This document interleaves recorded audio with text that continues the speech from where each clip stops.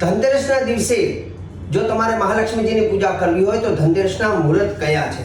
તો ધનતેરસના મુહૂર્ત હું તમને જણાવી દઉં, પરંતુ ધનતેરસની પૂજા તમારે 18મી તારીખે કરવાની છે અને 18 તારીખના ધનતેરસના શુભ મુહૂર્તો આ પ્રમાણે છે.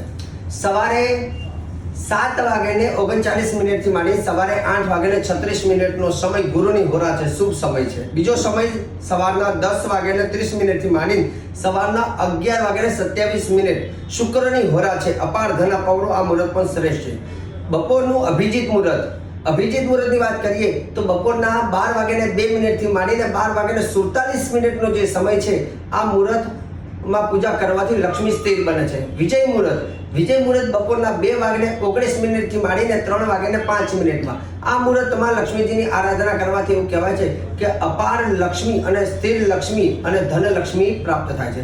સાંજના મુહૂર્તની વાત કરીએ તો સાંજના 5:11 થી માંડીને રાત્રિના 8:13 શુક્ર બુધ અને ચંદ્રની હોરા અને એના પછીનો રાત્રિનો સમય 9:16 થી માંડીને રાત્રે 10:19 ગુરુની હોરા.